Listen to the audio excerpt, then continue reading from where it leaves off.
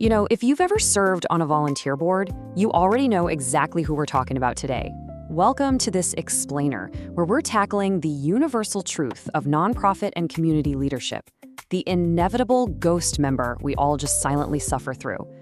I've spent way too many Tuesday nights of my life in these meetings, so believe me, I know this phantom presence feels like a permanent fixture. But let's dive in and see if we can actually exorcise them. I mean, you kind of have to marvel at the sheer absurdity of the phantom, right? This is the person who eagerly signs up, shows up with bells on for the first two meetings, volunteers to be on the finance committee, the gala committee, and the strategic planning committee, and then, poof, they vanish. They contribute to absolutely none of them. They just become a name on a letterhead and a blank black square on a Zoom call. So why are they even here? And honestly, why do we let them stay? So here's our game plan. We're going to cover the phantom member, diagnosing the actual problem, having that dreaded conversation, stopping the silent absorption of work, and remembering that it's all about the work. And hey, unlike your typical Tuesday night committee meeting that somehow drags on for 3 hours, we're actually going to stick to this agenda today. All right, part 1, the phantom board member and the high cost of silence.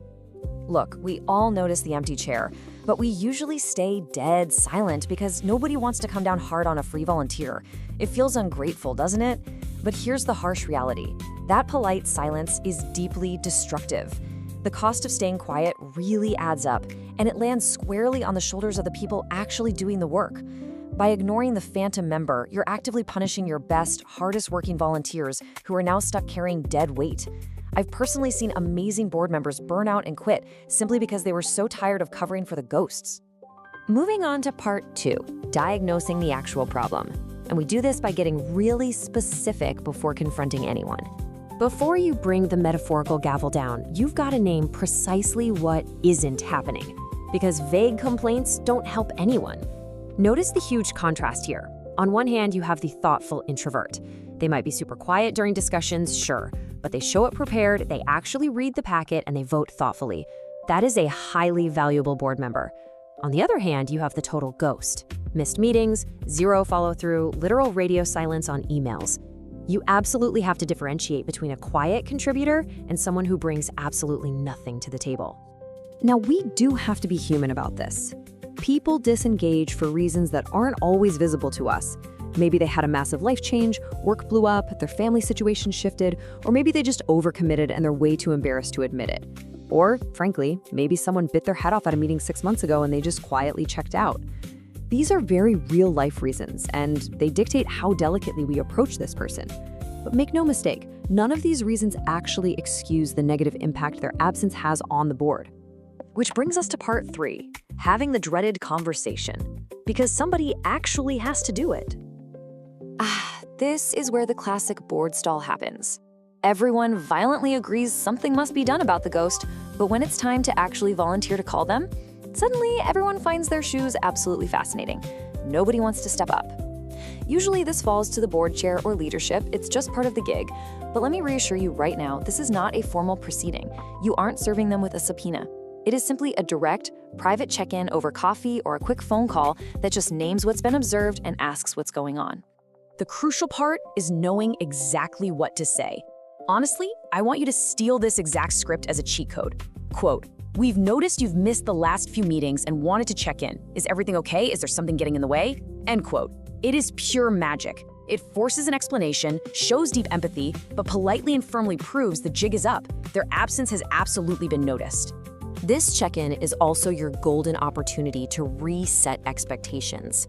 As someone who's been around the block a few times, I have to dryly remind people constantly, attendance, follow-through, and active participation, they aren't optional extras. They aren't some premium package upgrade. They are the literal foundational definition of what it means to serve on a board. If they want to stay, they need to know exactly what that looks like. But if they realistically can't meet these expectations right now because of that demanding job or a shifting family situation, offering them an out is a mercy. Giving them a graceful way to step back with their head held high is infinitely better for everyone involved than letting them keep a seat warm indefinitely while they secretly feel guilty about it. Oh, and it's highly recommended that you check your bylaws before you make this call. A lot of organizations actually have automatic removal clauses for missing consecutive meetings. Now, knowing your bylaws isn't your aggressive opening move. Please don't start the coffee date by citing Section 4, Paragraph B. But it does provide crucial structural context for why this chat is happening in the first place. The rules dictate that we kind of have to talk about this. All right, part 4. Stop silently absorbing work and stop covering for the ghost. We've talked a lot about the ghost, but now we really need to address our own bad habits. Specifically, our terrible tendency to just quietly do their work to avoid confrontation. Usually, we quietly pick up the slack. Sure, that covers the short-term gap, but it completely removes any visible consequence of their disengagement.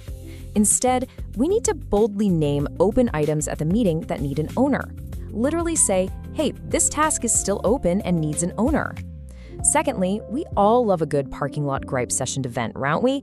But that only fractures the group and breeds resentment.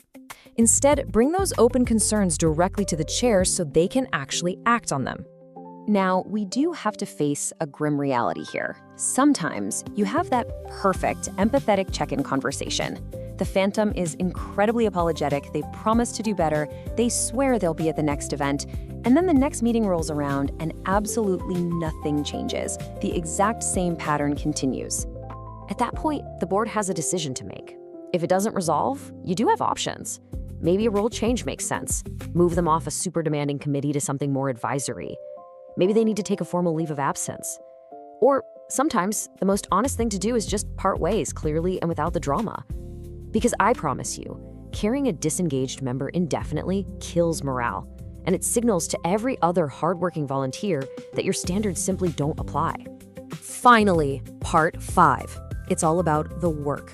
This is our final reframe. If you happen to be the one making these calls, you're probably feeling a decent amount of guilt.